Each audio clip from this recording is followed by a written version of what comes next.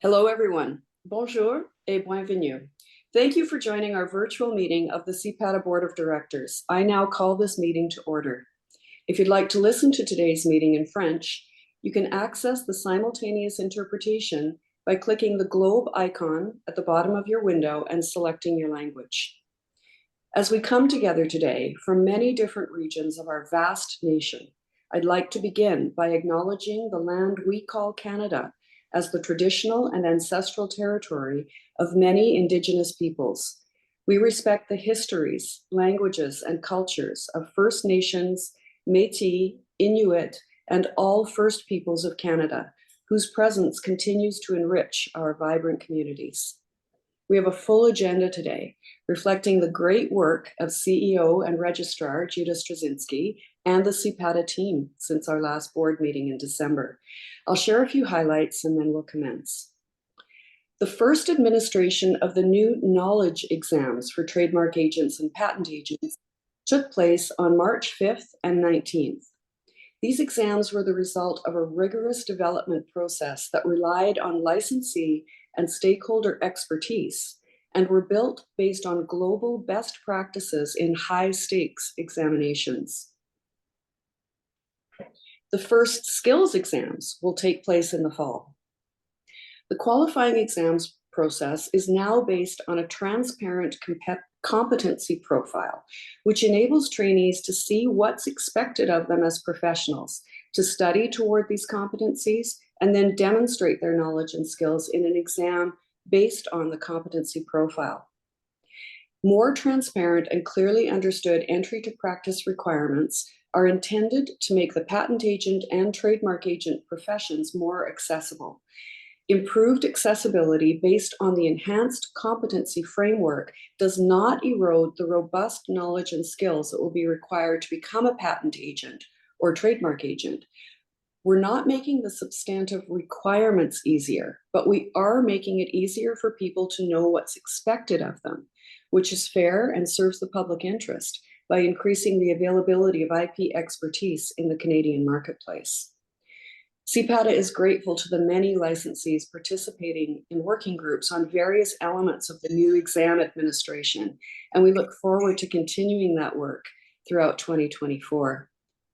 With the opening of 2024 license renewal on February 15th, CPATA launched a new licensee portal and public register. Over time, this new system will allow us to build advanced features and improved functionalities. The public register now offers an improved way of searching for a licensee geographically. Huge kudos to the CPATA team for their excellent work resulting in a successful launch. CPATA is about to begin development of a professional foundations competency profile to define the professional skills that complement an agent's technical knowledge. This profile will align with the technical competency profiles approved by the board in March 2023. Clear expectations for practitioners protect the public interest by providing the framework through which new and current licensees can develop and maintain the skills necessary to serve their clients competently and ethically. CPATA is currently seeking patent agents and trademark agents for working groups to develop the professional foundations competency profile. We encourage anyone interested to contact the college. Email and other contact info is available on our website. Between April 22nd and 25th, CPATA will hold elections for one patent agent and one trademark agent to serve on our board of directors. Nominations closed March 8th, and CPATA announced the candidates last week to licensees and the public. Balancing institutional memory with fresh perspectives is an important part of effective governance, and elections offer a way to achieve this. We wish all the candidates well in the election. Our highly respected current patent agent director, Jeff Astle, has chosen not to seek re-election. Jeff has been highly involved in the IP community since before CPATA's creation and was instrumental in the development of the college. His experience as Associate General Counsel, Intellectual Property for Pratt & Whitney Canada, and his role as Fellow and past President of IPIC are key experiences he's brought to his role at CPATA. His pragmatic approach, careful listening to all perspectives, and thoughtful weighing of options, combined with his ability to apply his understanding of the profession to CPATA's public interest mandate, have been invaluable. We are deeply grateful for Jeff's contributions and so hope to continue to cross paths with Jeff personally and professionally in the future. Thank you, Jeff. Today's agenda includes presentations on the important work and priorities of our regulatory and governance committees. The hard work, expertise, and guidance of CPATA's committees are essential in fulfilling our regulatory mandate. A huge thank you to all committee members. CPATA Director and Governance Committee Chair, Karima Bawa, will present the new governance policies. The revised policies have been developed following changes in the bylaws. Special guest Bob Plamondon, Chair of the Audit and Risk Committee, will join Judah and Sean Walker, CFO, to deliver a presentation on the 2023 audited financial statements. And special guest Tina McKay, Registration Committee Chair, will also be making a presentation along with everyone's favorite Deputy Registrar, Jen Slobodkin. As a reminder, CPATA's board meeting materials are published on the website in both English and French, where they're accessible to the public prior to the meeting. Recordings of each meeting are also available following the meeting. And now, let's turn to today's agenda.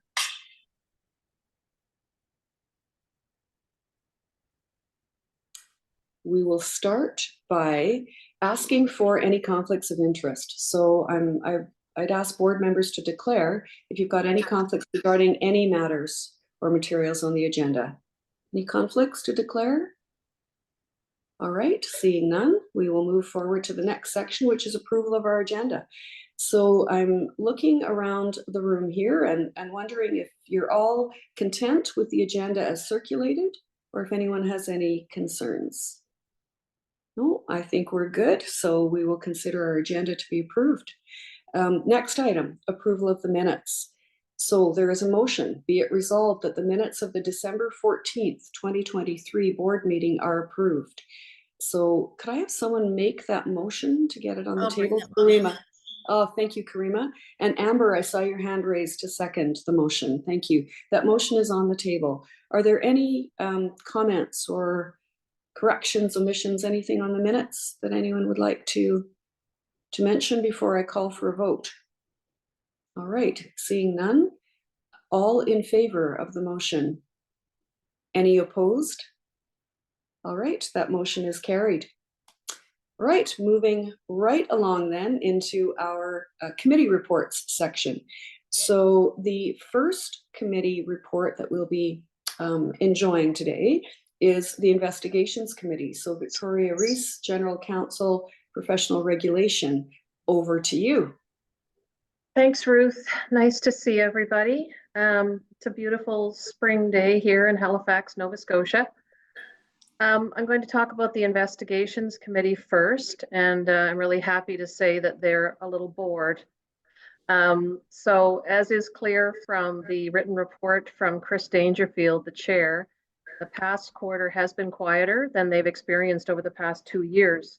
In 22-23, the committee dealt with a number of complaints and investigations and referred 2 matters to hearing in 2022 and 2 matters last year in the fall.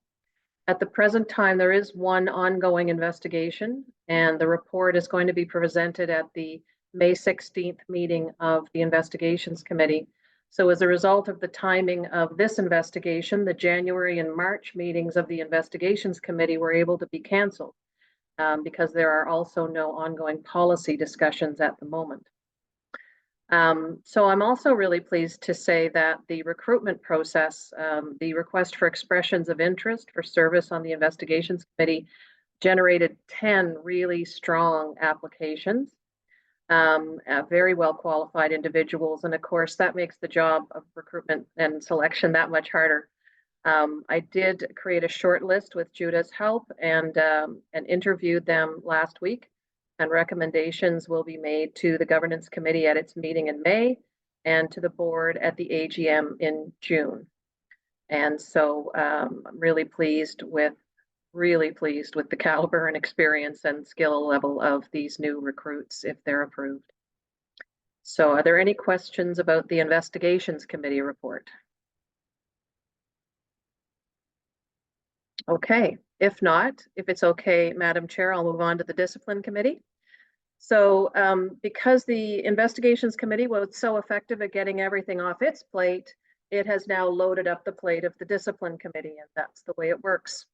So as the board is aware, the discipline panel in the matter of Alpesh Patel prepared their written decision in December, and it was published on our website in January. And Mr. Patel received a reprimand, a 7-month suspension, and a costs order. This was a really good test of our complaints and discipline system from start to finish.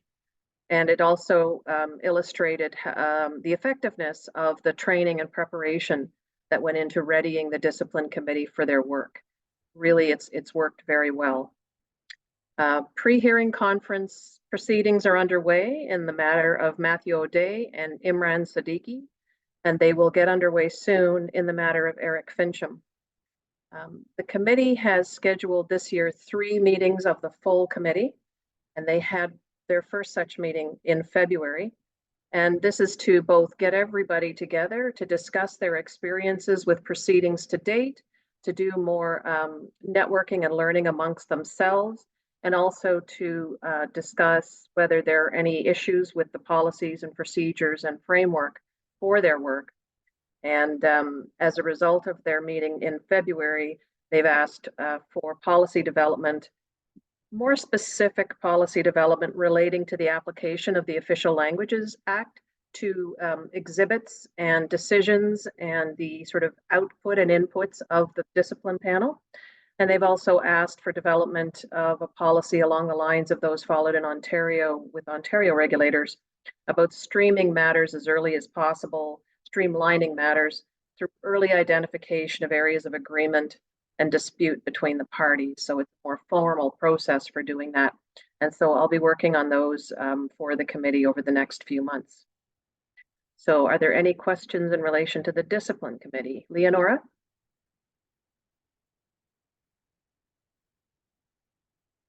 Yeah, thank you. Just had to go off mute. So I just would like to ask a question about the Patel decision. And this, I'm not trying to tread into overstep the board's authorization. But, speaking as an elected director, really so that we licensees can understand this better. Was there any follow-up after the suspension was ordered with Mr. Patel, regarding things like his client files or to make sure that they were being handled? I believe that, and I don't know, but I believe, law societies often will have published procedures for how they handle these kinds of situations, and I don't know if we do. So that's a great question, Leonora, and I can start to answer it, and maybe Judah will have more to add. Typically a law society has the authority to appoint a custodian in the case where a sole practitioner is suspended and there is a need to look out for client interests. The Act does not give CPATA or its committees that authority. So we try to do other things to protect the public interest. One is asking the member directly what is happening to their files, and we did that very early on with Mr. Patel. And I know from talking to other licensees that they have taken over files. I'm also aware that when a member is suspended, CPO is advised of this through our regular status reports on licensees. And they then, knowing if somebody's a sole practitioner and knowing that they've been suspended, they then take the position that they will then communicate directly with clients themselves. And so that's about as far as we can go in the absence of complaints about clients being left in the lurch. And so Mr. Patel has not been engaged in practice for quite some time, over a year and a half. And so this isn't the situation where somebody was in active practice and then suspended immediately and and all of these files were left open. It's been many, many months since he's been actually engaged in active practice.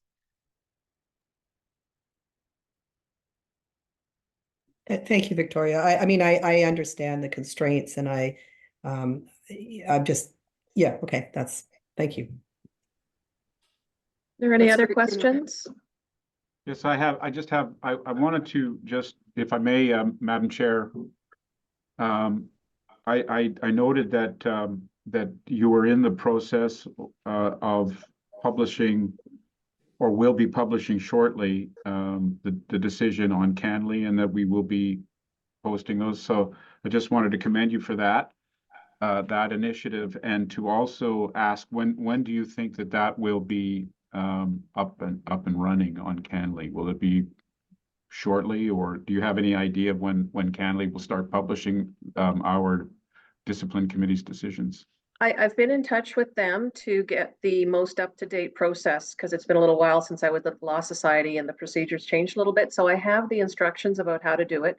It's now finding the time to create a summary and a header for the decision, and then to get it to them. But once it's with them, it doesn't take very long. And I would hope that this is done by May, for example, if that's okay. Usually regulators and law societies take many, many months, and this is kind of falls low on their agenda. I think that it's really important and a priority for us to get these decisions out on Canley, and to sort of establish who we are and what we do, and our legitimacy.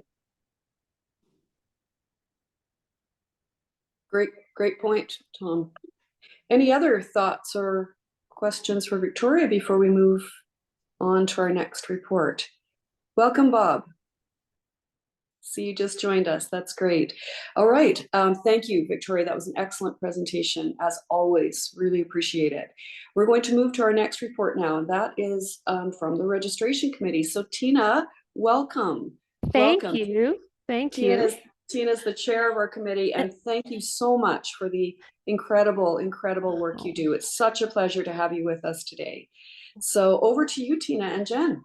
Thank you. And it's my pleasure to be here. And unlike Victoria, I'm in a very snowy Canmore, Alberta this morning. So it's pretty, but it's quite cold. I'm going to provide the update jointly with Jennifer. And my piece is going to tell you about our fair registration practices work, which was a significant piece of work done by the committee this year.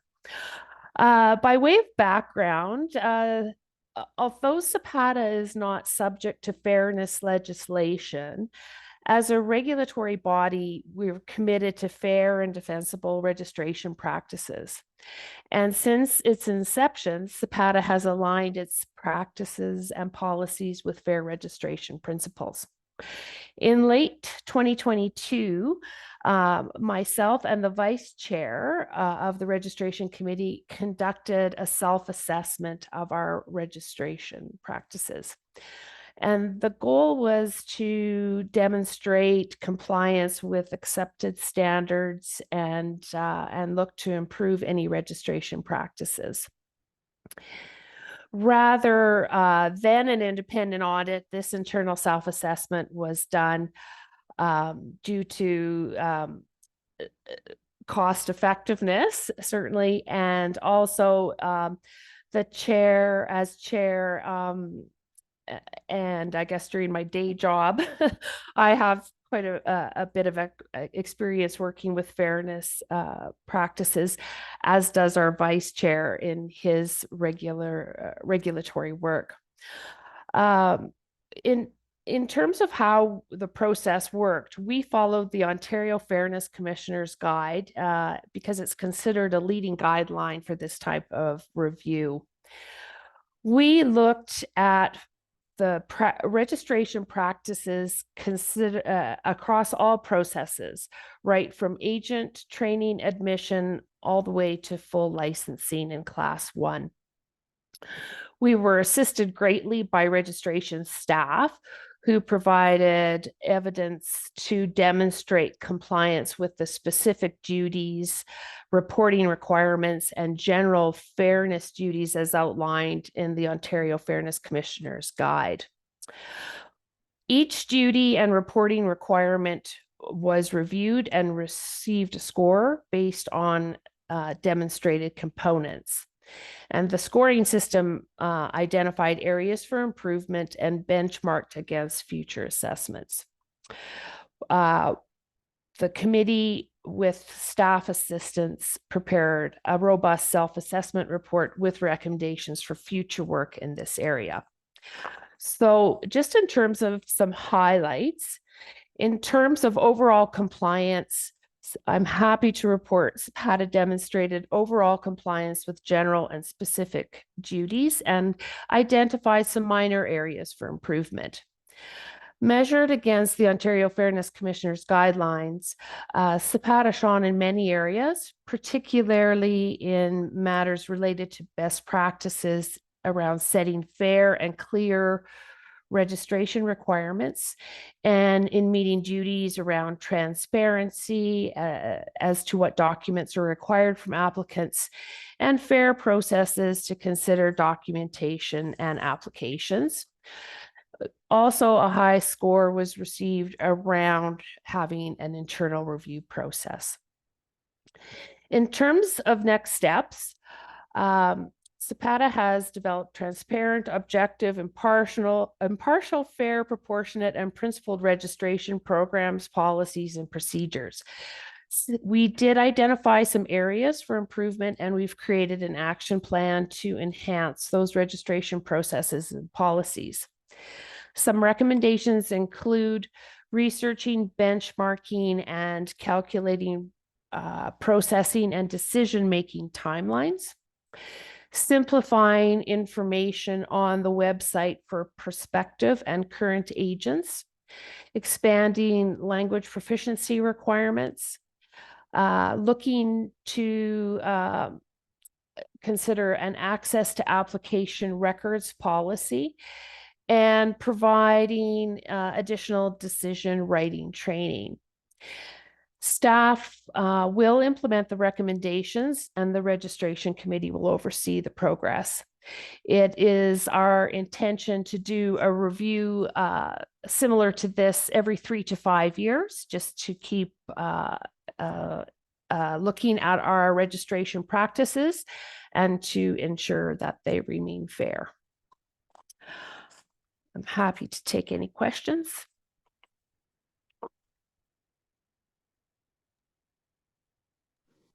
Madam Chair? Yes. Sorry. Don't mean to butt in, but I just have 3 points, I think. First of all, I'm envious that you're in Canmore, Okay. which is one of my favorite places in the world. But I'm in Ottawa, and it's really, really cold here, but we don't have any snow. Oh, I'm sorry.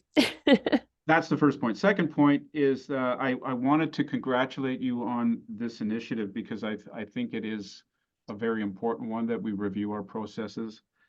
And I would have been very, I guess, concerned if you hadn't found some areas where we can improve. So I'm glad that you were able to do that, but that overall, we're doing okay in terms of applying best practices. And then the third thing I wanted to say is I also appreciate you being very cost conscious, and and it looks like that was a very sound decision, because you've come up with some solid recommendations for improvement and something that we can measure against in the future. So kudos to you for that initiative. Thank you. Thank you, Madam Chair. Excellent points, Tom. Excellent points. And this is such a great opportunity for the board to be able to interact one-on-one with the chairs of our important regulatory committees. So Tom, thank you. Thank you so much.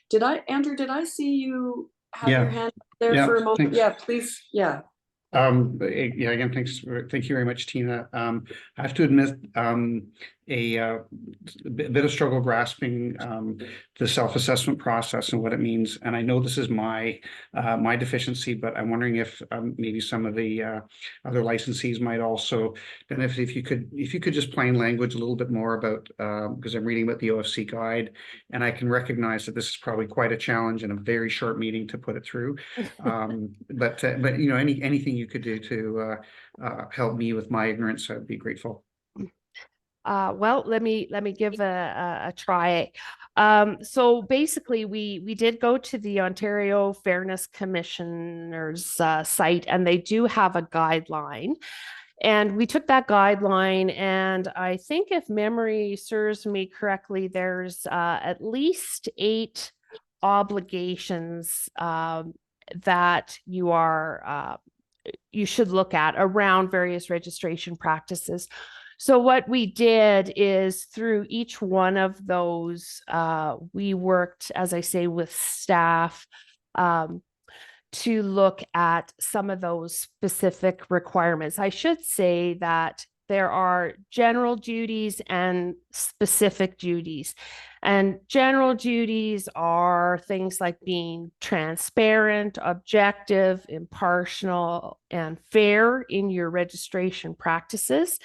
And then the guide set out, I'm looking at, there were eight kind of specific obligations or duties to look at. And we looked at each one of these obligations and how they were met by CPATA. So for example, like this I'll give you a couple of them. One is providing timely decisions, responses, and reasons to applicants. So what we would do is we looked at all the decisions made at the registration level and looked at how long they took and the process and was it reasonable, and we would score it. We came out with, I think, a report of about 64 pages by the time we went through the guide. So that's just one. And, you know, we assessed whether, you know, the obligation was partially met, fully met, or not met at all, or not applicable. And I don't think we found any really that were not applicable. Does that help clarify? I mean, I can it's very list the helpful, obligations. And I think the homework for me or others would be is to I get it. We've got a really short time window. You have pointed to the resources, the Ontario Fairness Commission, and you know there's a place where people want to investigate further as to how the process worked. We can do our homework there. That's very helpful. Thank you very much, Tina. Okay. Thank you, Andrew. Leonora. Yeah, I just want to say, Tina, I had never heard of this. And I thought this is a 2005 legislation. And I thank you very much in the committee for bringing it to my attention. I read it and it was fascinating. It was absolutely fascinating. And I thought this is something that, at least in Ontario, it's the law for registration for regulators. So I'm glad that we adhere to, we're trying to adhere to that. Yeah, I think I can share with you, Ontario is one of the first jurisdictions to introduce this kind of legislation. And I believe there are 4 jurisdictions now in Canada that have similar fairness legislation, and Alberta, believe it or not, being one of them. Where I am, and that's we work with this, but it's new to us as well. We've had it since 2020. It is the trend. More jurisdictions are going this way. So it's just good to be aware of it and the implication it has for registration practices. Perfect. Thank you, Tina. Judah, I see that you'd like to add something. I just want to thank Tina and the committee for all of their work on this. This really is at the forefront of right touch regulation, and when the college was created, the federal government did note that there was an absence of fairness legislation that would apply to the college at the federal level, which we have taken as a signal that this matters. It obviously does, but we took that a step further and said it is important, and best in class, best practice would be to attempt to bind ourselves to the standards that apply, that are being set by fairness commissioners as best as possible, as they create fairness and reduce arbitrary or unfair barriers along the way. And so we have these frameworks that are in place. We know where the gold standard is, and we modeled after that. All of this, as Tom had mentioned, in a way that was very mindful of budget constraints, but that has helped us demonstrate to the public, demonstrate to government, demonstrate to our licensees and those seeking entry into the profession that we really take this seriously and we want to be as fair as possible. That's great, Judah. Thank you. Karima has got a question, and then let's just make sure Jen gets a chance to chime in with anything additional she might like to add. Karima, to you. Tina, just a curiosity question. What are the other 2 jurisdictions? Nova Scotia, I believe, is one. British Alberta, Columbia, I think. British Columbia is coming, I think, and as is Saskatchewan. And you're testing me. Oh, it's all right. Sure. I'm not sure. Curious. I just know there's it up. 4, and it's too early. I have only had 2 cups of coffee. Sorry, I can't remember. That's okay, Tina. It's not a quiz. Yeah. It's okay. Yeah, thank you. Sorry. I know no there's worries. 4, but I just can't remember that's now. great. It's great to know that we are adopting the gold standard, even though, as you pointed out, we don't have to, actually, according to the Act. It's great that we're doing it. So, Jen. Thank you. Thank you, Tina, for presenting the report. Thank you, everybody, for your kind words on the work that we were doing on this over the last year. We were doing some other things as well, so it was good that we were able to get this done at the same time. And I really just wanted to say thank you again to Tina and to Mark, who is our vice chair. And to Tifan as well. She's not on the panel right now, but she did a lot of the work in assisting me gathering evidence to provide to the committee to review our processes, and taken a real lead in working on updating our website and making our communications clearer. So we will be working on the recommendations over the next couple of years, and hopefully we'll be able to provide some really good improvement reports over the next little while. So thank you very much. I'll provide an exam update a little bit later on under the professional competency section. That sounds great, Jen. Thank you so much. And thanks to you and to Tina and the whole committee for the excellent work. And I really love the fact that the board has this face-to-face, if we will, opportunity to meet with our committee. So thank you. All right, the next up is the Governance Committee report, and that is over to you, Karima. Thank you, Ruth. So the Governance Committee has put in a lot of effort, and we've had a tremendous amount of support from Victoria and Judah. A lot of our time has been spent updating the governance policies, which are the subject of a separate agenda item, and so we will talk about those a bit later. The committee has also spent a bit of time discussing the self-assessment process for the board as a whole, as well as individual directors. That process continues to be worked through, but in the interim, as we have done in the past, we will continue to self-evaluate at the end of each meeting. So thank you for guiding that, Ruth, through guiding the board through that. And then we discussed the CEO evaluation, and we've agreed that it will take place as planned through the ROAR initiative and a 360 review. And we've discussed board education and board orientation for the new members. And we've decided that'll be part of the foundational workshops that might take place when we're in Ottawa in person concurrently with the AGM, along with a series of ongoing online recorded presentations. And so we will leave the discussion around the governance policies to our separate agenda item, and our committee will meet again in May. So we will continue on with the work that remains to be done. Thank you. Thank you, Karima. Any questions for Karima on the report in the package or on Karima's presentation now? No, we're good. Okay, great. We'll look forward to hearing from you again on the policies when we get to that agenda item, Karima. Thank you. Audit and Risk Committee is next. So Bob, over to you to talk about your report. Still got you on mute there, Bob. There we go. How about that? Perfect. So thank you very much, Ruth. I'm happy to, on behalf of the Audit and Risk Committee, to present a report, most of which will be provided by Judah and Sean. But I'd like to provide some opening remarks to the report, which is to say to the board and to the members that, in my view, you have an exceptionally strong Audit and Risk Committee that includes, if I can note our members, Maureen Rogers, who is the CEO of the Weather Network. So if Tim and others, if you're complaining about the weather, blame Maureen. I'm in Montreal, where it's equally cold.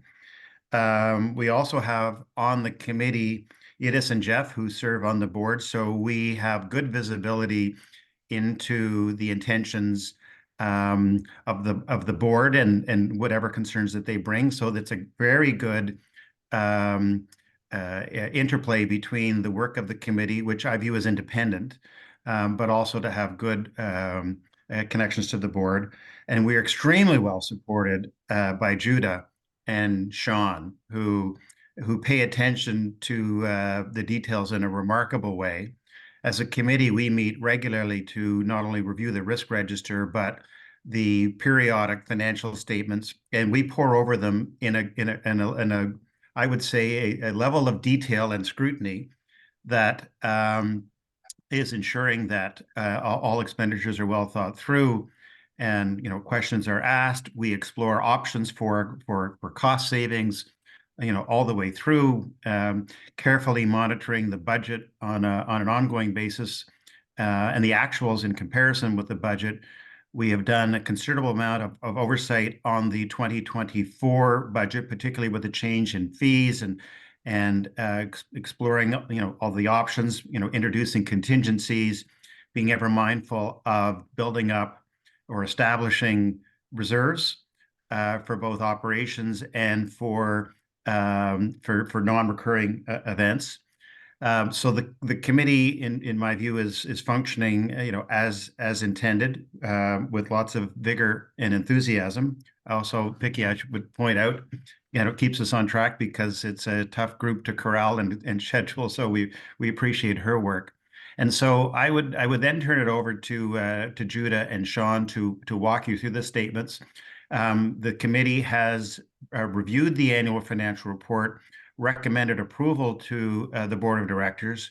We met with the external auditors to consider and review all of their comments and observations and issues that were raised. And we did meet with them independent of management. And so we have their full views. And I'm proud on behalf of the committee to present the audited financial statements for last year. And I think I can hand it over to, I'm not sure if Judah's going to go first or Sean, but that's the order. Over to Sean. Bob, thank you. Thank you so much. Thanks for your leadership on this committee and in this very, very important aspect of the college. Thank you so much. We're grateful, Bob. You're very welcome. Sean. Excellent. Thanks, Bob. And I must say that it is a very well stacked committee. Definitely the most intimidating group that I've worked with. It's not often that I'm the most inexperienced accountant in the room, being almost 50 years old, and having all my years behind me. But this is a fantastic group that we get a lot of advice from. So it's a great group to work with. Ruth, I think right now we were just going to look at the internal statements and legislative compliance if there was any questions, and then come back to the audit later. Does that? Yeah, that's I do see that's what the agenda says, but I'm more than happy to just do it all at this point. It kind of makes sense to me that we would look at your, the compliance memo, the current things, however you you want it to flow, Sean? And Judah, I'm good. Judah, you had a thought?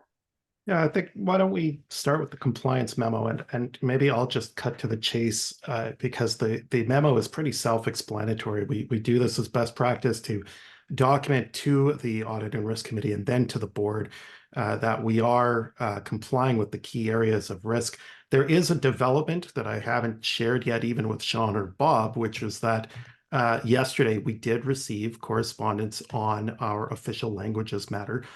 You all know that I personally take our compliance with the official languages requirements to heart and believe that we need to continue to actively offer our services in both official languages.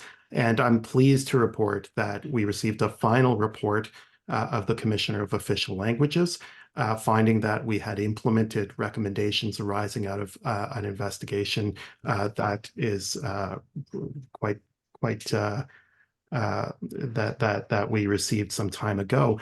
I'm pleased also to share that the Commissioner's remarks at the end of this matter acknowledged the College of Patent Agents and Trademark Agents, and I'm quoting here, for its promptness in implementing the recommendations and taking the necessary measures to comply with its obligations under the Act.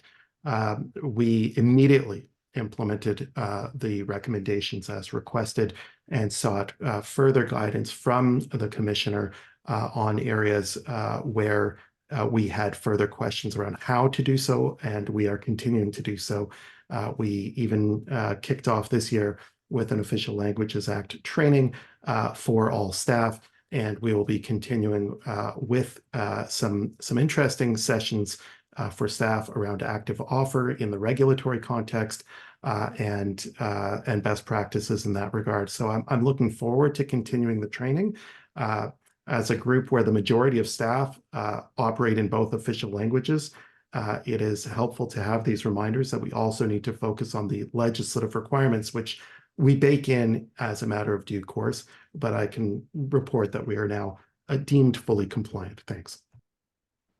Perfect. Thank you. That's excellent. And congratulations. That's, I do remember,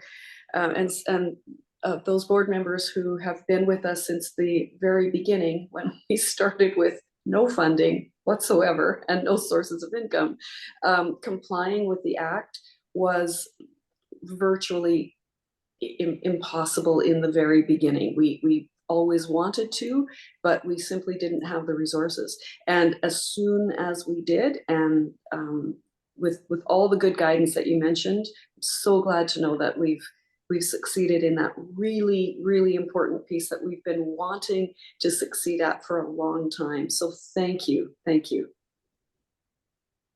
Sean, over to you. You decide the flow now of how you want to present everything. Okay, so I'll just quickly, the financial statements that are presented in the package relate to January 31st, 2024. And there's really, unfortunately or fortunately, not much to say about them. The first couple of months for 2024 have been pretty status quo, pretty business as usual from the finance side, with a lot of the focus on my team and Andre's team. And Vicky, of course, has been collecting fees and the exams and things of that nature to generate revenue and bring the funds in the first couple of months that are going to last us for the rest of the year. I must say that the switch to a new platform for new billing and licensee platform has been much smoother than I could have imagined from the finance side. And we've already seen over $2.5 million of fees come in as of today. So we're well on track to meeting budget for our fees for this year. So that is great. Probably in the next 2 weeks, we'll have a real good understanding of where things are going to end up and be able to report back more. But as far as January and February have gone, there have been no extraordinary expenses or anything that's come out of the woodwork that we weren't prepared for or ready for. And so really at this point, there's no alarm bells or anything to indicate we have any issues to date.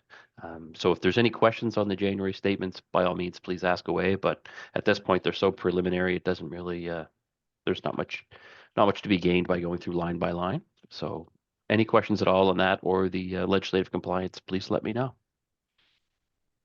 Any questions for Sean on that? And of course, all of those materials were provided to the board in advance. So, Yep. So we always take as read the materials that we've provided to you and don't ever intend to really go through line by line something that we assume you've read. So any questions? We're good. Okay. Continue on, Sean, if you'd like. Okay. Would you Yeah, like so- to, do you want to do that? Do you want to continue on to the? Yeah, that probably would be easier for Bob, for Yeah, Bob if I think so. as Yeah. well. Yeah, And let's do Judah, you're that. okay? Yeah, Okay. let's do it. Great. Okay. Am I able to share the audited financial statements, or do you want me to just talk about them? I'm not sure if I'm allowed, or They are in the materials, so you can okay. see that everyone has carefully reviewed them. They also were posted publicly for members of the public, and they will be posted once they are approved. So Okay. I don't think there's a need to screen share, and that's my view, but I'll look around the room. Does anyone else have a need to see them on the screen? No, we're good. Okay, we all have materials in front of us, so go ahead, Sean. All right. So maybe put Bob back on the hot seat, but on page 113 of the package is the memo from the Audit and Risk Committee to the board about relating to the financial statements. So Bob, did you want to talk to that memo, or I can walk us through it? Yeah, I don't have it in front of me, Sean, so it'd be great if you could. Okay, perfect. So before we jump into the actual overview of the statements, on page 113 of the package is the memo from the Audit Risk Committee to the Board of Directors. And it says in it that the Audit and Risk Committee met with Grant Thornton on Monday, just this Monday, reviewed the audited statements, the draft report to the Audit Committee that was provided by Grant Thornton, and they also, of course, as Bob mentioned, met in camera without Judah, Vicky, and I being present to discuss any issues with management. The fantastic news is that the opinion that Grant Thornton provided is that we had a clean audit opinion, or an unqualified audit opinion. So that is fantastic. That is all 4 years or all 3 years now. So we're moving very well. No real surprises. During the audit, they started on February 12th, which was a bit of a quick turnaround from a December year end, but we were able to get everything done and wrapped up early last week. So we were able to meet the requirements to meet with the Audit Risk Committee on Monday, and now the board today. So that was fantastic. So there's two notes or two motions in the memo that we'll get to later, just about the approval of the statements, and then also the fact that Judah and Ruth or designates can sign off. Okay. So for the statements themselves, really, we have the statement of financial position or balance sheet, the statement of operations or the profit and loss, and then the statement of cash flows, and then also the change in net assets. Now for 2023, I'm going to say the net assets refer to pre-reserve funds, and then starting in 2024, the plan and the budget was to establish the operating reserve and the professional responsibility / discipline reserve. So moving forward, you might not see the term net assets, but we're going to finally move into a reserve modus of operandi with going forward. So that will be a change, and one that we've been planning for a while. So that is a great step for the college. So on the statement of financial position, on the asset side, very similar to the prior year. The one thing of note is that at the end of the year, the cash and cash equivalents were $440,000, but that did include $250,000 that was sitting in a GIC. In 2023, we introduced some short-term GIC investments to try to gain some investment revenue. And now in 2024, the plan is to do the same. Once the fee season closes, we'll allocate some funds to a GIC to achieve a little bit. Actually, these days, it's a fair amount of interest, almost 5%. So that is a good move forward. The payables and accruals, really, this is the accounts payable that were sitting at the end of the year. to vendors, and also some the registration and exam board members that did work for the exams late in 2023, which carries over into early 2024. So we've accrued for those. So that makes up the 193,000 that you will see in the statements. And then the unrestricted net assets that you will see is at 292,000. So that's really our reserve balance starting in 2024, which is very similar to where we projected we were going to end up when we did the budget work back in the fall. Okay. The statement of operations, there's really a handful of areas that I wanted to flag. The first, up in the revenue section at the top, there's a couple items, the license fees. We'd mentioned throughout last year that we had seen a move of a number of agents from class 1 to class 4 or class 2/4, the inactive status. So overall, we saw about 91 fewer class 1 agents compared to budget and to 2022. So we were short on that license revenue by about 125,000, which really ate up all of the contingency that we had applied for or had planned to apply for 2023. We've now seen that rebound a bit with the fees that are coming in for 2024, but that's not part of the audit discussion, so we'll talk about that later. The exam fees, as Jen mentioned earlier, the introduction of the knowledge exams here in the spring of 2024, we did see a number of exam writers defer till this year because they wanted to be part of the new process. So we came in under budget there by about 30,000. But we do expect that to pick up again this year. And then application fees were similar to the prior year. And then interest income is from the GIC that I mentioned earlier. Okay, and then there's just a couple of expenditure items I wanted to highlight that have changed year over year. Board and committee, this is a big number and there's a lot in there, and the plan is for in the future to try to break that down just a little bit further. But that relates to, say, board travel, board remuneration, but it's also the committee remuneration for the various committees that we've heard from today. And all of those committees really got a full, like we're stood up late in 2022, had a full year in 2023, and now we'll have a full year in 2024. So part of that increase actually relates to having a full slate of committees and committee members. So the increase is about 10%, but that's really just like the annualization of the continued plan. So no real alarm bells there. Okay. There's a couple areas that drop significantly, one being communication and stakeholder relations. And this is more back in 2022, we had engaged a consultant to do a governmental assessment or relations assessment with us and help with the annual report. That work was all done in 2022, so we didn't have to do it in 2023, hence the savings there. And then the other area that went way down was the HR or human resource and recruitment. So back in 2022, we were, as I mentioned, we were filling out the committees and filling out the board. So we had recruitment costs with our HR consultant for that. We also hired Judah. We had used recruitment fees for that. So those were fees that were all incurred 2 years ago, back in 2022, and didn't come up again in 2023. So that's was a savings there. One other quick item is salaries and benefits. You notice it's gone up about 150,000. Again, similar to the committees, 2023 was the first year that we had a full complement of staff.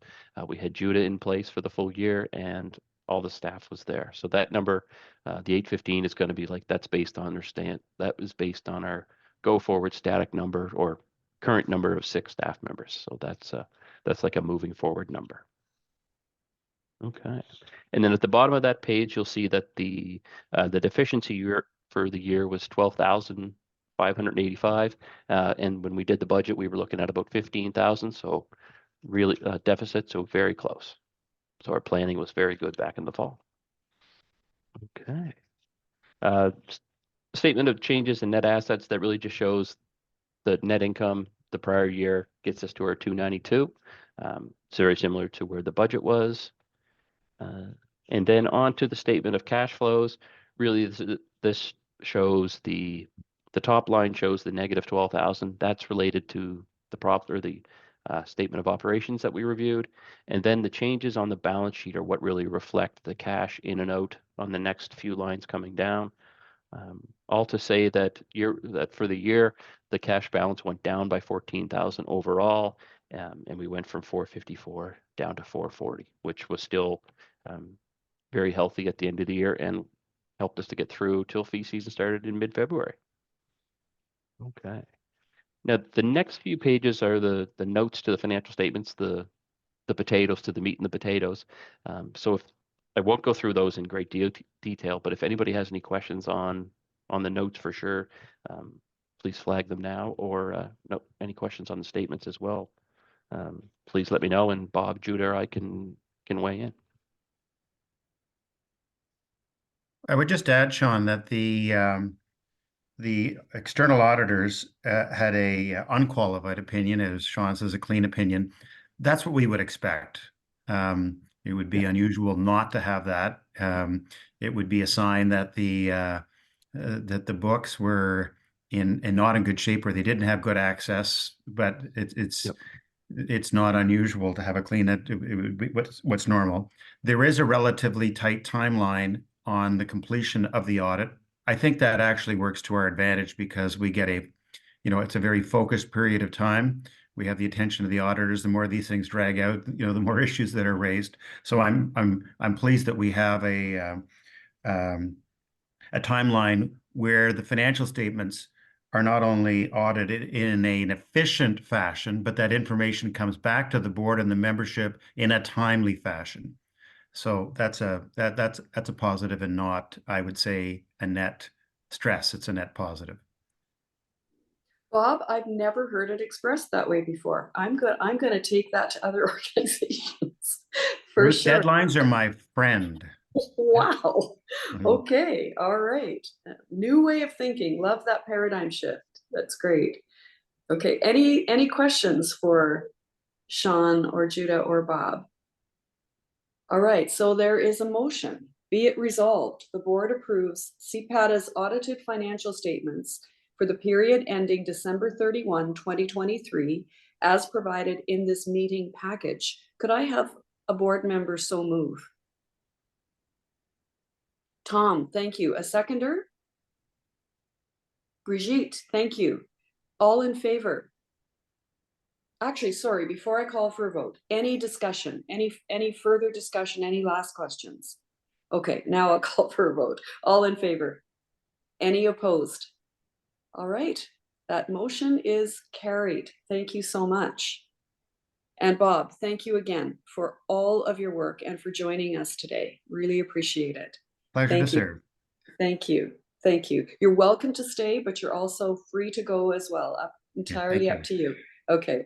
All right. So that actually concludes two sections of our agenda, the committee reports section, and then also the financial statement approval section. So that's fantastic.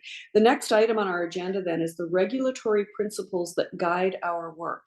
So you all received a memo. These are principles that we put together based on the work of Harry Caton, a renowned regulatory and governance specialist.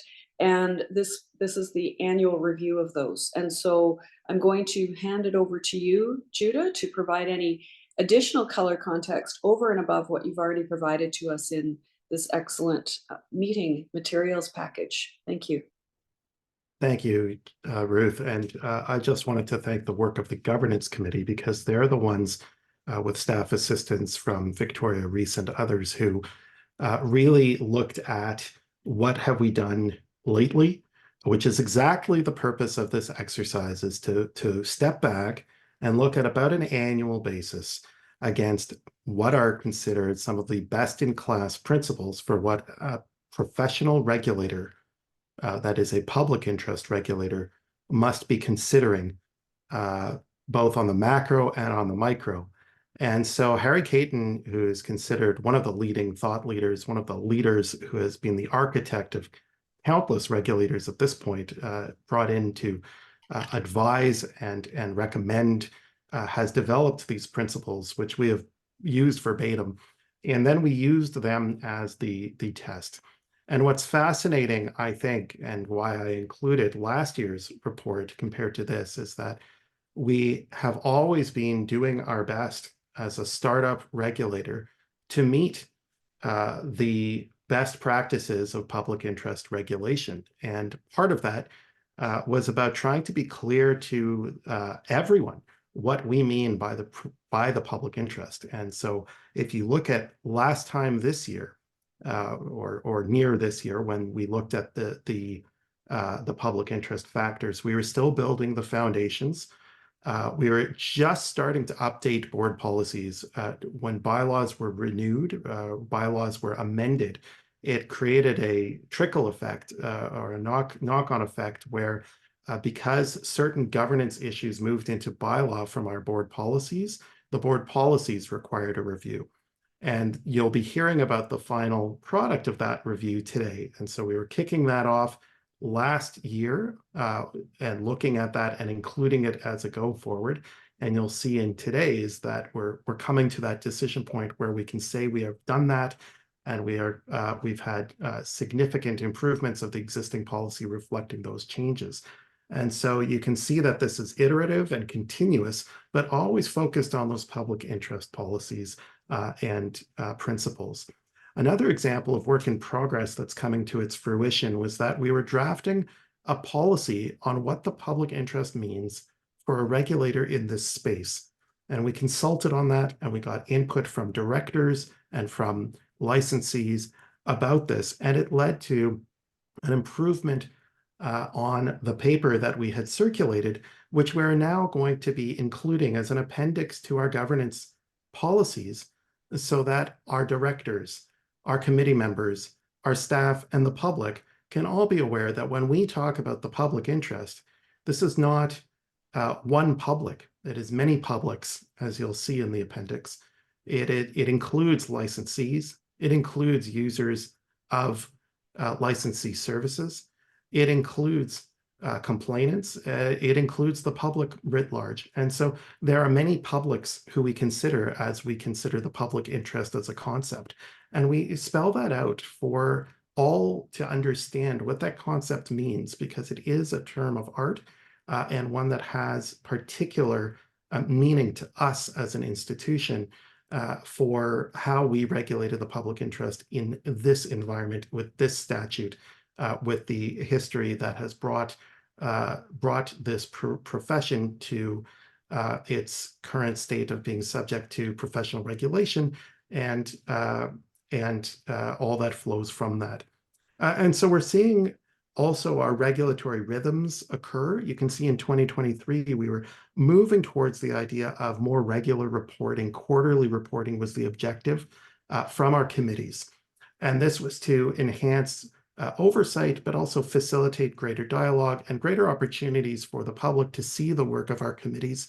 And here's a perfect example of that in action. We now have these standing reports for when our committees meet. And on certain of these reports, we will even have the chairs of those committees. And so we had Tina here today. We had Bob here today. I'm grateful for them making that extra time and putting themselves out there, which is also something that I don't think committee chairs necessarily knew they would be signing up for, is being public facing in their reports. That is an unusual requirement.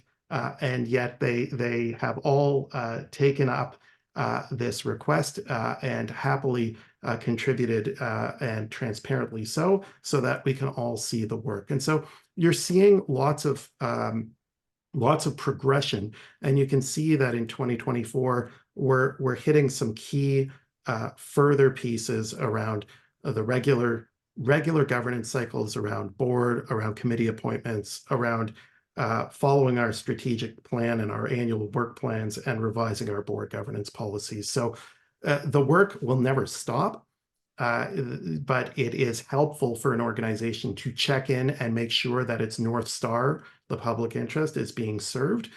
This is a guideline that helps us achieve that. And by looking at it, we can see how far we've come, what we've already accomplished, and how we'll continue to protect that interest on the go forward. Thank you, Judah. That's fantastic. And I'm so delighted that the college has adopted this way, because it in the world of regulation, there is independence from the board built into the act on some of the regulatory committees. So they're independent of the board, but the board still has a fiduciary responsibility for oversight of the profession and of the organization. And so the board needs a consistent, clearly understood, consistently applied way of exercising its fiduciary oversight. And I think this is an excellent way to do that. So really proud of this board for adopting it. So thank you for that. Any questions or comments? Victoria, did you have a thought? Okay. All right, well, Judah, it looks like that everyone has read the materials that you provided. They've listened to your presentation, and it looks like we don't have any outstanding questions, so that's great. And as you've said, this is an organic, ongoing discussion. This principles framework is simply a way to organize those thoughts and make sure that they're brought forward in a consistent cadence. So thank you. All right, next on our agenda, the program and CEO report. So first of all, the professional responsibility program. That is going to be presented to us by Victoria, and over to you, Victoria. Thank you, Ruth.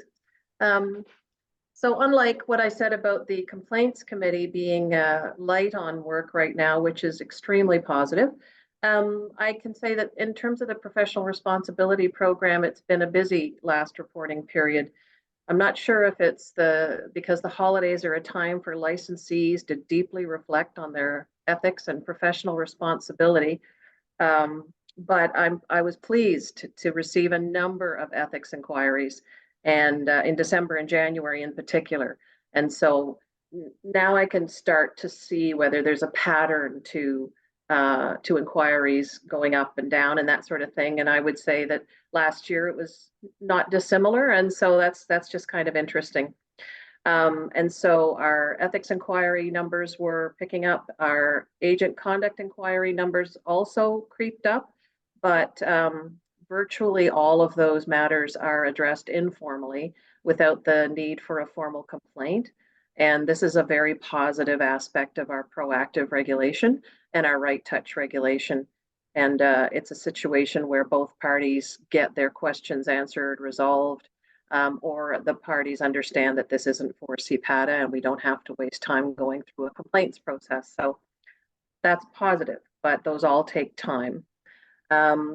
We also undertook a risk analysis, and I reported on this briefly at the last meeting, of suspended licensees since 2021 who have basically ceased communicating with us. We've followed up with them. We've wanted to make sure that they are aware that they're suspended. And then we did a risk analysis to identify whether any of those suspended licensees may continue to be holding themselves out one way or another as able to engage in practice.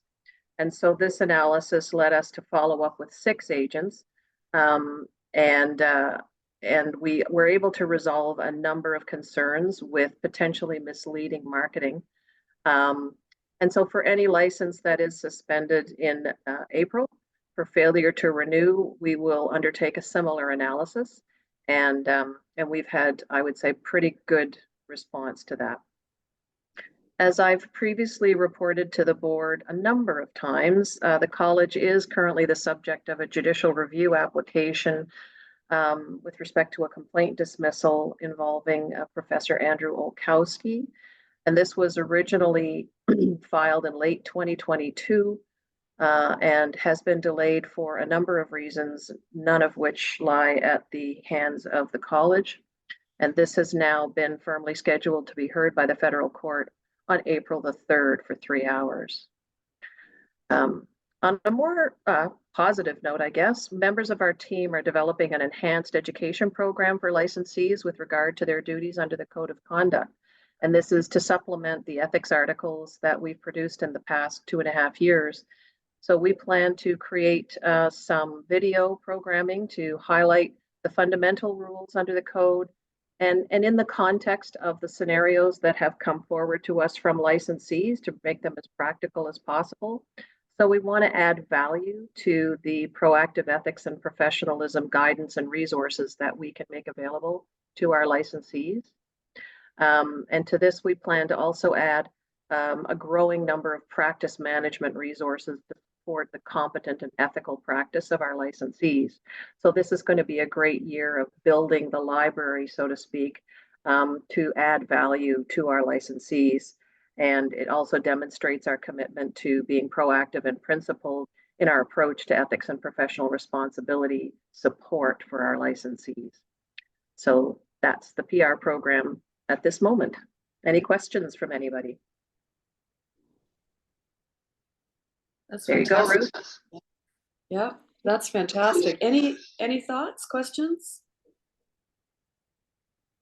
for Victoria on that? That's great. Thank you so much for the update. That's fantastic.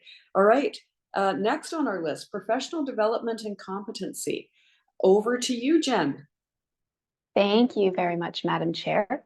I'd like to now give an update on the progress that we're making on developing and administering the new qualifying examinations, as that dovetails with our discussion of fair registration practices that we had earlier. But quickly, before I start that, I just wanted to congratulate the 35 trademark agents in training and 46 patent agents in training who were successful on the final administration of the legacy qualifying examinations that were written in the fall of 2023, and who for the most part have applied for their Class 1 license. So as discussed during the opening remarks, CPATA achieved remarkable progress on the competency initiative in a very short time frame. This significant work contributed to CPATA's ability to demonstrate compliance with the fair registration practices obligation requiring assessments to be conducted under fair registration principles. This was demonstrated through the development, validation, and adoption of technical competency profiles for 2 professions in 2 languages. These profiles provide a roadmap for what agents in training need to learn and what supervisors need to teach during their apprenticeships. The creation and adoption of test specifications for 5 different examinations. Starting in 2024, each examination is being developed using the approved test specifications so that the exams test consistently and defensively. And successful piloting and inaugural administration of the 2024 knowledge examinations, which followed best practices in item development, item review, translation, testing, and psychometric analysis. From a process perspective, the administration of the legacy examinations allowed us to identify additional areas of improvement, which will be implemented with the new exams, particularly in the areas of quality control and scoring and requests for recorrection. Under the legacy examinations format, several layers of appeal were available. This included an opportunity for candidates to request their examination materials, review those materials, and submit detailed requests for recorrection. Upon release of those recorrection request results, candidates could request a further review by the registration committee. The registration committee would then hold a written hearing, receiving submissions from both the candidate and the registrar.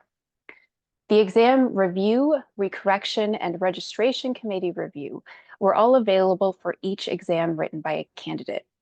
These significant review and appeal rights were considerable, given that applicants had the ability to rewrite unsuccessful examinations prior to the introduction of the new exams in 2024. However, these appeal processes were costly to administer and took significant organizational resources, again on exams which could be rewritten an indefinite number of times under the legacy regime. The new examinations assess agents in training in accordance with technical competency profiles and the approved test specifications. With the new exams, CPATA will be discontinuing the practice of uncontrolled release of examination materials post-administration. Examination materials will no longer be provided to candidates for the purposes of requesting a recorrection, and they will no longer be published on our website after an administration. This represents a significant change, so we have developed a fair and efficient process that will help maintain exam validity and fairness. Under the new system, we will be implementing additional quality assurance steps, including an automatic and systematic review of all borderline examinations. Applicants will not need to request their exam and seek a review. We will be doing this for all borderline examinations. We've implemented checks and controls in the development, the review, and the scoring process to verify the accuracy of examination results.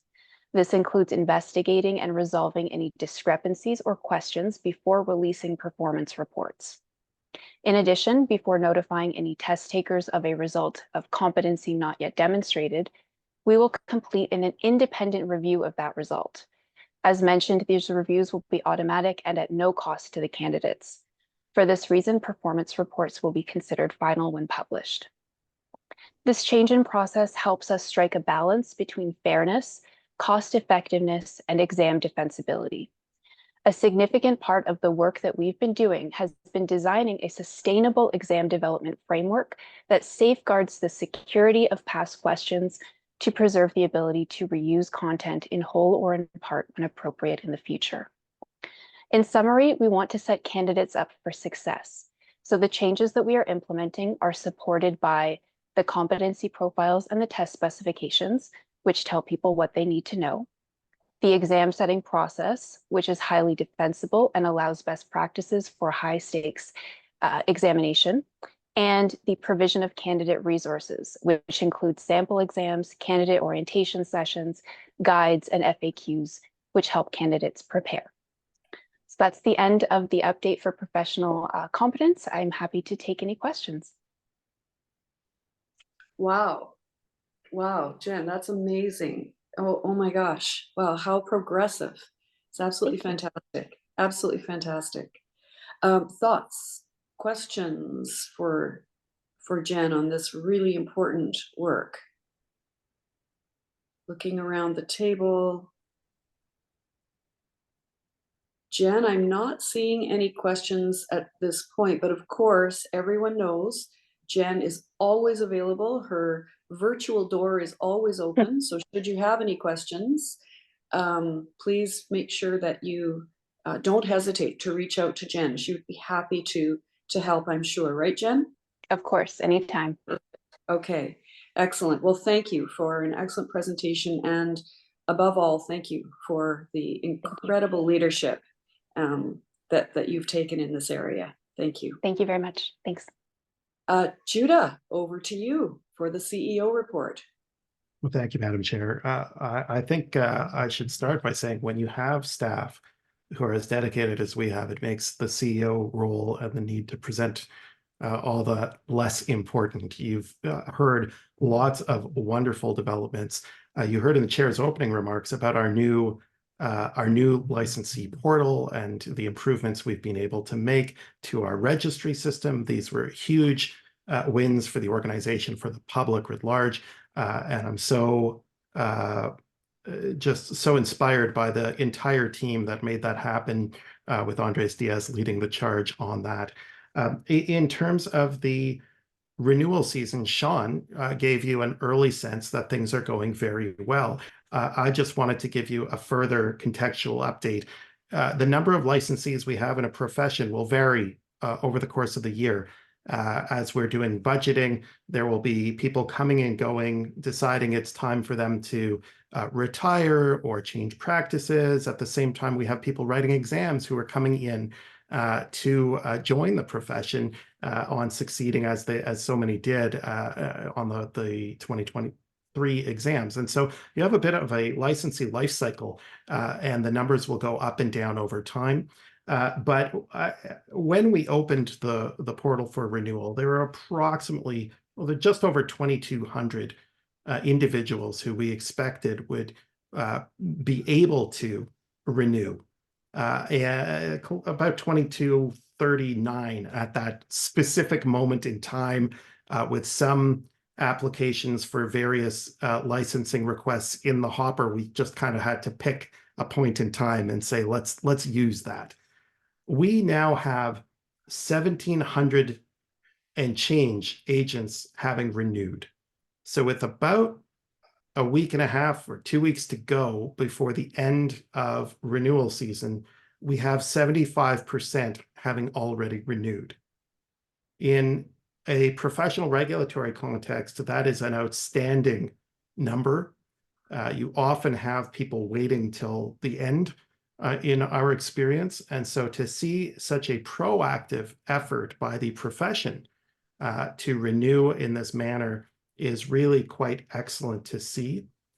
We have about 530 licensees who need to renew, but interestingly, about 30 of them have already been paid for by their firms. And so it's just a matter of them finding the time to set up their new profile online, which takes about 10 minutes for them to get through this system and renew. They just have not done so. And so we'll be calibrating and connecting to make sure that those who are paid for, we can just give them the gentle reminder to please renew. And we also have our frontline staff putting this as their front and center issue, where they have been very proactive in reaching out to people to help them with renewal issues as may arise as we move to a new portal, new platform, password issues, login issues, whatever the issue is, we've been there to pick up the phone and help people along the way. So we really have about 500 licensees who will be zooming in on and trying to make sure that if they're looking to renew, as many of them we expect will, having reviewed these names and the firms they're affiliated with, the work that they do, we expect that there will be continued renewal from among those 500. Some may be deciding that it is time to become inactive licensees or to surrender their license, but we are well ahead of the curve at this point, and we will be sending out continued reminders that will become more and more targeted. This is a very successful renewal season to date, though, and of course we won't know until the renewal season closes in April, on April 2nd, but we are very happy with where things stand right now with the renewal season progress. And of course, I'll be able to provide a further update shortly after the renewal season ends. And then, of course, in public at the June board meeting, we can debrief about it as well. So thought it was important for the board to have it just in time. Those figures I provided were as of yesterday morning. I can tell you that the swings, sometimes we're getting 30 or more people a day, even at this stage. And when a big firm comes with all of their names, we're seeing six-figure sways on the income line as well. And so it's too early to give you a sense of the bottom line and where this meets or lines up to budget or the licensing fee amount that was projected, but we're on the right path at this time. The report also talks about some of the outreach we've been doing. It's been a busy season from January through to today, and we've had plenty of excellent opportunities to meet with key partners and stakeholders and with our own licensees. I'd like to thank Andrew Currier, who became a co-chair of a law society, the Law Society's Hallmark Continuing Professional Development Program for Ontario. It's well attended, not just by lawyers and lawyer licensees of ours, but also by our own patent and trademark agents who are not lawyers. And so the Law Society, in a gesture of excellent recognition of dual regulation, invited us to have a panel about CPATA and what's happened since coming into force. We were joined by the president of the Intellectual Property Institute of Canada on this panel, Paula Clancy, together with legal regulatory commentator and expert Jordan Furlong, and had a really good discussion about the CPATA regulatory model and what we've been doing since coming into force and how that impacts on our licensees, on the public, and on these professions as a whole. It was an extremely well-received discussion and an excellent opportunity to speak to hundreds of program attendees. The program is also available as a replay, and we expect that through the year, more and more people will continue to watch that, and so we'll have our messages amplified.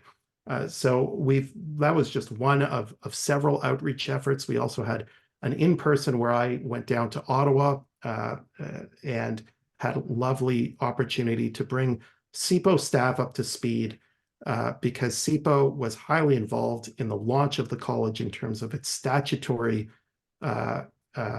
foundation.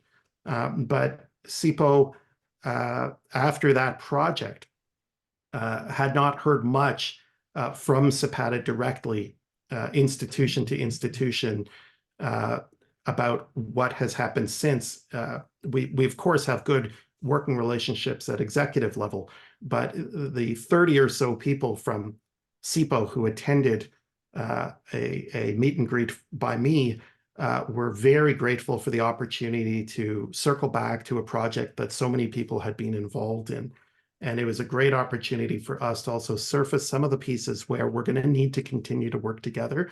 And we've already started working with various working groups of CPO to move forward on areas of shared interest. So we've had great public engagement. We continue to engage with licensees as they have inquiries, or as we go out there to things like the Law Society event.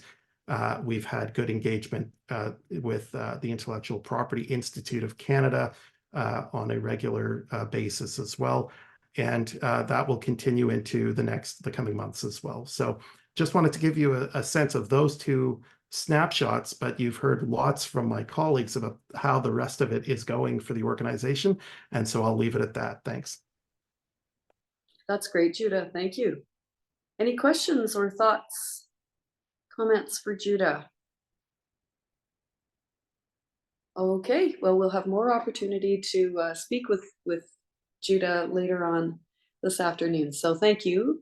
Thank you for that, Judah. Now, on to the governance policies update. So Karima, over to you.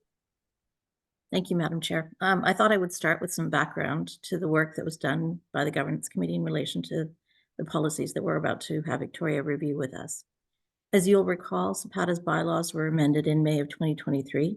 These bylaws included new sections related to CPATA's governance, which in turn meant that we actually did need to update our governance policies. But we also thought it was a good time to look at our governance policies in light of the fact that we had 2 years of experience under our belt.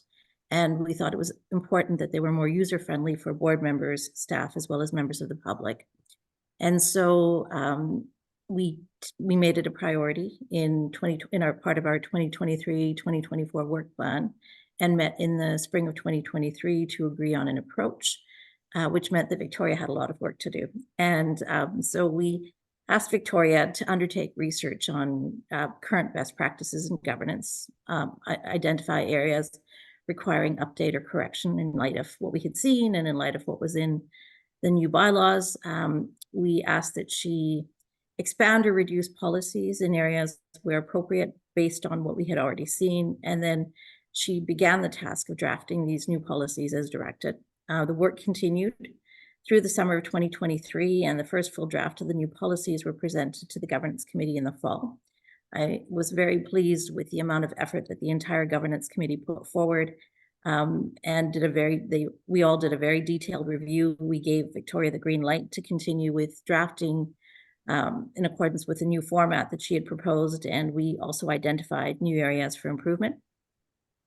The Governance Committee met in February of 2024 to review the revised drafts, and over the past number of weeks, the committee has been providing additional input. Leonora did an extensive review with me, and so and we made some final edits at the direction of the Governance Committee. And so I'd like to thank the entire Governance Committee for all of the work that they put in. It really was a very detailed review. And of course, Victoria did a lot of the heavy lifting, so I will turn it over to her to present the work that she's done and to present the policies and open up the floor for discussion on those. Thank you so much, Karima. Thanks for your leadership on all of this, and to your whole committee. Thank you. Go ahead, Victoria. Thanks, and thanks, Karima. I really enjoyed undertaking this work on behalf of the college and the Governance Committee. I'm a self-professed regulatory and governance nerd, so it was nice to dive back in and really to refresh what my knowledge is about best practices in governance in the last couple of years. And was also a pleasure because when I do this work for other clients, the starting point is usually, frankly, a mess.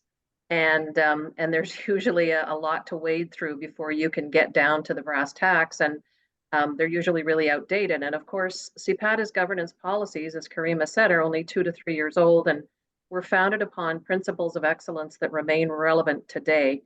And so, you know, the policy work that the board did when you began had to be done fairly quickly in order to give life to CPATA's adopted governance and regulatory approach and to help everybody understand who you are and what you do. And the first main policy, How CPATA Works, has been an excellent resource in this regard. But as Karima said, and the governance committee determined, it was time to do not just a piecemeal review, but a full-scale review. Because once you start picking away at one or two, it has a domino effect on others. And so it was better to take a full-scale review, and it was easier for me to just kind of start fresh in a way. So in addition to the governance expertise of members of the committee and as well as our board chair, Ruth, I looked at the Institute of Corporate Directors, IPREG in the UK, the College of Immigration Consultants, Law Societies of Ontario, Alberta, and Nova Scotia, academic studies and articles on highly effective boards and governance practices, and of course, Harry Caton's various regulatory and governance audit reports and recommendations. And you know, as we discussed before on the regulatory principles that guide our work, we already have such a solid foundation that this review was made that much easier. If it's okay, I'm just going to share my screen and put up a couple of slides.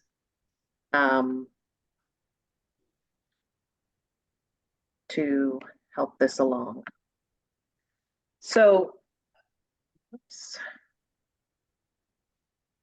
don't have it there. I apologize.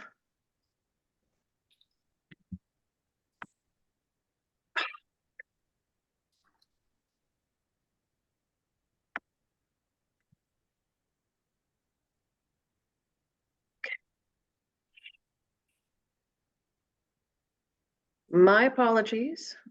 No, now I'm sharing the wrong screen. Gloria, I have them open if you prefer. Thank you. I don't know what I just did wrong. My mistake. I was so well prepared. If you could put up the second slide, that would be wonderful, Dana.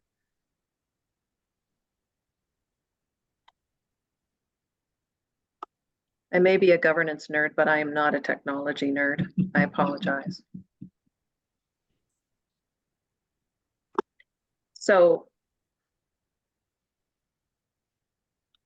we've talked about why we needed to amend these, and in addition to the comments that were already made, a review of the current governance policies led me to conclude that they really required a fair bit of updating as a result of the bylaw amendments.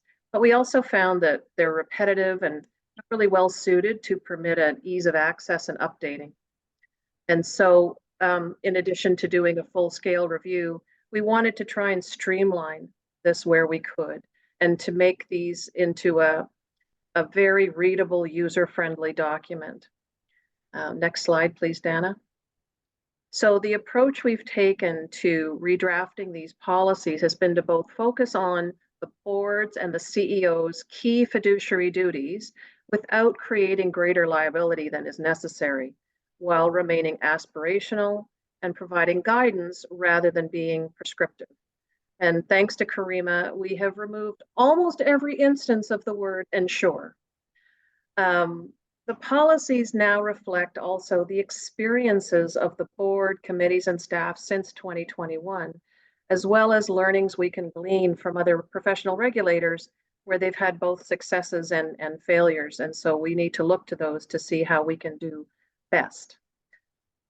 It's important for me to say at the outset that these policies have retained most of the original policy drafting, but will look different in places, because of reorganization and streamlining. My goal has been to keep the best and improve the rest. So rather than 11 separate policy documents, the These, with varying consistency in content and format, the new policies are contained in one main document with 14 concise appendices, fairly concise. And my favorite part is there's an index, so we can all figure out where everything is. The main document is designed to provide anyone who reads it, but primarily the board, committees, our licensees, staff, and stakeholders, with the ability to understand what we do and how we do it with ease. In addition to being an easy to read roadmap, policy roadmap, it will become a great tool for orientation and training of new directors, committee members, and staff. And it's also a very transparent way for our licensees to see how we do business and what they can expect of us. So the full document and appendices are also going to be housed in two different formats on our website, but one will be a PDF format that permits searches by words and phrases, and that will facilitate future amendments enabling us to search one document as opposed to a number of different ones. Next slide, please. So the main document is divided into 5 parts with, I think, a logical flow. The governance framework highlights in one place all of the foundational legislation and bylaws, our regulatory objectives, standards, and principles. And it's really a more concise way of explaining who we are and what we're authorized to do. So that's all in one place, whereas before it was scattered throughout a couple of policies. And part 2 is about our governance process and decision making. And this remains still one of the most unique, strategic, and intentional expressions of approach by a regulator that I've seen after all of the research. This part focuses on CPATA's regulatory approach in more detail and some of the practical applications of this approach, as well as our aspirational goals and policies, including the Code of Conduct for Directors. Part 3 relates to the board's relationship with CEO and staff, and it's really the guidelines for engagement, if you will, between the board, committees, and staff. And it too combines and streamlines 2 or 3 policies into one area.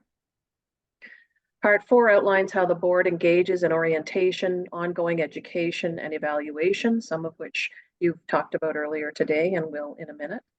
And it's the section that speaks to the importance of and commitment to continuous improvement and training for the board and committees. However, there is little substantive change here from the policies that were previously approved. Part 5 highlights the process for strategic planning. And again, there's little substantive change from the current policies, although I would say the changes mostly reflect experience that we've had with various processes in this regard over the last 2 years. And finally, part 6 contains the 14 appendices that I'll touch on in more detail in a moment. And these include 2 key policies that haven't been amended at all, which are the Official Languages Act policy and the Privacy policy. And that's because these were most recently developed and with the benefit of extensive research and expertise. Next slide, please. So rather than get into the weeds, because I'm going to assume everyone has read and memorized the new governance policies for today, there will be a test at the end. I want to take a moment to highlight the key changes reflected in these governance policies for your consideration, and then we can open it up for discussion. So first of all, as I've noted already, I think one of the best changes is that the entire governance framework is now laid out in part 1. And we've also added a small section that Judah referred to, explaining the different publics that CPATA serves and in what way. So for example, the public generally, clients and innovators more specifically, and our licensees. And this helps articulate CPATA's mandate and purpose in practical terms. Some policies or parts thereof have been eliminated because they are now covered in the bylaws.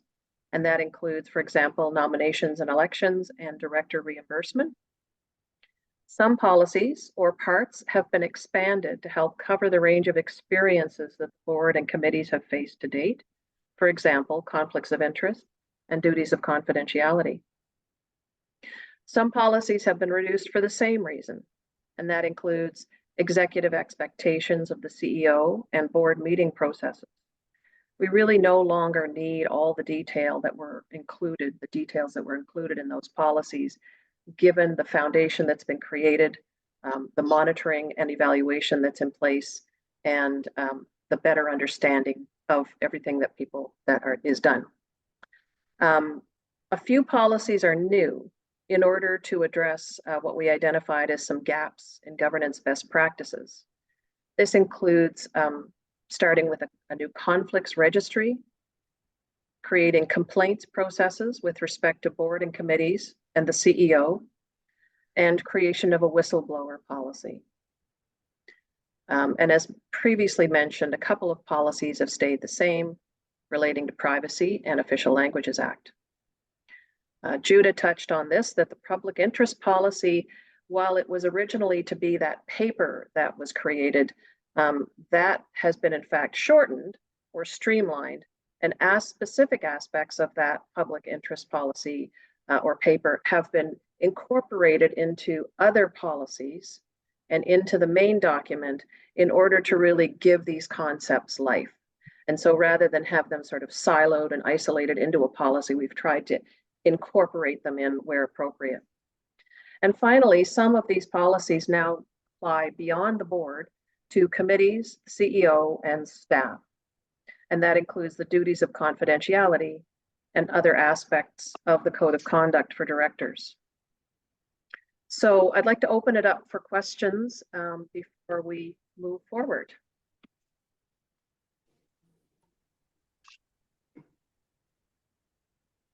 Thank you so much, Victoria. That was a fantastic presentation.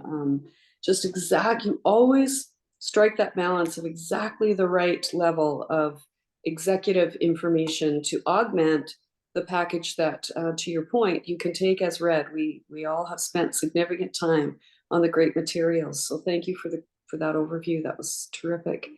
Thoughts, questions on anything at all? Any part of the policy? Anyone want to ask any questions or provide any comments? Does everyone feel clear on the policies? Do you feel like this is a helpful improvement? I'm looking around the room for reactions here. I'll react Jeff. if you want. Yeah. Yes. I had some questions that I'd circulated earlier on the whistleblower stuff, only because I'm not, familiar as others may be with whistleblower policies. And it just had to do with there's an indication in the policy that there may be instances where whistleblowers' identity may need to be revealed because of the nature of the complaint, which I understand at some level. I just don't know. My question was whether a whistleblower could retract their complaint if they were to learn that that they would no longer remain anonymous in the course of that complaint. And I mean, maybe the answer is obvious. I just, I don't know whether a whistleblower should know in advance the nature of types of complaints that might attract that type of treatment or where they may be revealed. Again, that would also, probably silence a whistleblower, I guess, if they didn't want to have their identity revealed. I appreciate that there are rules with respect to retaliation. And I mean, I guess, I don't know, maybe I'm looking at the, where a whistleblower may be involved here in far too big of a sense. Like I understand it within within an organization, within an employment atmosphere, but I was sort of thinking about, whistleblowing in terms of, the profession at large, or, some bigger scheme where, the retaliation wouldn't be so much as one where you would lose your job or you would somehow be disciplined, but rather you would be ostracized within the community of agents, for example, for having raised a complaint, for example. And so I was just sort of kicking that around, and didn't really have any thoughts either way because I didn't really have a concrete example to use as my example. But that was just my thoughts. Excellent point. Victoria, do you have thoughts on that? I might defer to Judah and Karima because I think they have both more experience with this. But my sense is that, first of all, the whistleblower policy is for very significant instances of dishonesty, lack of integrity, operational harm, reputational harm, that sort of thing. And so when this comes to light, if somebody has the courage to do this, they can be protected in different ways, first of all. And second of all, once CPATA has that information, I would say it's obliged to do something about it, with or without the cooperation of the original informant, if I can use that word. And so certainly through the system, there are ways to protect the individual. But this really has to do with whistleblowing as it relates to the conduct of those in positions of authority in CPATA and the work of CPATA. And so it could be the theft by the CEO. It could be a massive conflict of interest by a director that impacts a contract or something like that. So those are my thoughts. But Judah or Karima, I'd appreciate your thoughts as well. I can go first. I mean, my thoughts were along the lines of yours, Victoria, in that I've never seen a situation where that possibility, that blanket possibility of somebody being able to withdraw their complaint would exist. And there are protections, as Jeff noted. And I also think that we would have an obligation to proceed and would take obviously every protective measure under the sun to try and support the confidentiality. But I think describing circumstances might become problematic because it might limit what we can actually do. Like, we can't anticipate every circumstance within which it might apply. I mean, yes, we could entertain the possibility of having language in there that might provide examples, or maybe finding language to clarify that it's only to the extent required or something along those lines. But I can't imagine a circumstance where we would allow somebody to withdraw. Thanks, Karima. Judah, anything to add? I think that the only further point is if you make an express change in the bylaw that says somebody can withdraw and that would end the process, then there is a risk of power imbalances playing in a different way.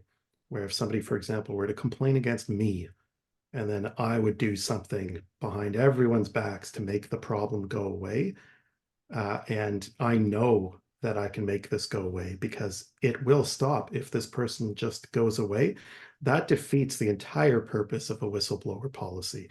And so I think that the general approach typically is that once something's been flagged, it's incumbent on the organization to move it forward. Victoria pointed out correctly that if there is a complainant who no longer wishes to participate, that may make the investigation more difficult. If we need to protect them as we would, that might limit certain aspects of an investigation or its ability to relay certain information at certain points in time. But those are already accounted for in the policy. But to suggest that if somebody complains, they can then walk it back and that would stop the train from leaving the station, I think would actually add more risk to the organization and ultimately to a complainant should people see that something had started and then stopped than if we were to maintain the policies as drafted. Okay, Good. great. Thanks for your input. I mean, this mostly highlights my lack of depth when it comes to whistleblower policies. I was just sort of floating the thoughts that came to my mind as I read it. So thank you for that, everybody. Thank you so much for doing that, Jeff. That's great discussion. Okay, so seeing no other questions at this point, I'm going to read the motion. Be it resolved that the CPATA governance policies, together with the appendices, are approved. So could I have someone make that motion, please? Leonora, thank you. A seconder? Andrew, thank you. So that motion is now on the table, and I invite further discussion. Jeff? I've sent along just a few typos that I noticed along the way, so that I would assume they're being approved with those changes. Perfect. Thank you so much. Thanks, Jeff. Yes, we'll make sure we tidy up any housekeeping matters. But we won't be making substantive content changes once we've made the motion. But thank you for the house. That's perfect. Any other thoughts? Leonora? Yeah, I kind of came in after the process has started, and can I just say that I am in awe of the tremendous amount of work that Victoria and Judah, also as her kind of sidekick on this, put into revising these policies. They took, I don't know how many, like well over 100 pages, I think, and turned them into stuff where they were everywhere on websites and not on websites, and turned it into one document, navigable document. So I mean, honestly, the committee itself did a huge amount of work under Karima's leadership, but it was tremendous. I was in awe of where we started and where we ended up. It was quite an amazing journey. So thank you again, Victoria and Judah. It was something else. Oh, Leonora, thank you. I really, really appreciate that color context. And knowing where we started and seeing where we've ended up, I can only imagine. So thank you for helping us understand that even more. And huge gratitude to Victoria, Judah, Karima, you, Amber, everybody on that committee too. Fantastic. Thank you. All right. So that motion is now on the table. It has been duly seconded. We've had discussion. I'm going to call for a vote. All in favor? Any opposed? We have the motion passed. So thank you so much, everyone. And there is an other business agenda item. No other business has been presented to me as chair of the board prior to the meeting. I will ask quickly around the table if there's anything else that anyone else would like to mention. Tom? Yeah, I was struck, Madam Chair, by your comment at the outset of the meeting that Jeff Hassel is going to be, has decided that he's not going to run again and he's leaving the board. And I just wanted to add my comments if I could. Jeff, I first met Jeff personally at the swearing-in ceremony of a mutual friend, Janet Fuhr, who is well known to the intellectual property profession and who I think was going to be a candidate for appointment to this board, but decided that the federal court was a better place for her talents. And this was before, I think, or at about the time that we had our first meeting with government officials and Adam Kingsley on August the 30th, 2019. And, you know, the numbers, the original board is starting to leave and move on to other things. But to the point that you made just a few moments ago about the governance committee and the work that they've done, when I look at the minutes from our first meeting, you get the impression now that the government officials corralled us into a room and then quickly left and locked the door and left us to our own devices. And then between that time and today, I mean, my goodness me, what an amazing accomplishment that we were able to stand this college up during a pandemic. And Jeff was a very big part of that. He immediately got the program, what we were supposed to be doing, but also brought a very important perspective to our work initially, being a consummate intellectual property professional himself. And so we really got a great deal of input from someone who is highly respected by the profession. So I just wanted to say to Jeff how much I've enjoyed working with him. And I consider him to be a friend, and that's that's another good thing that has come out of this experience, to have worked with you, Jeff, and the other original members of the board has been a truly enriching experience for me. And you've made a huge contribution to what is, I believe, to be the outstanding professional regulator in our country. So thank you very much, Jeff. Thank you so much, Tom. Could not agree more. And on that entirely amazing note, I am going to adjourn the public portion of our meeting and ask the board to go in camera. Thank you all. Thank you.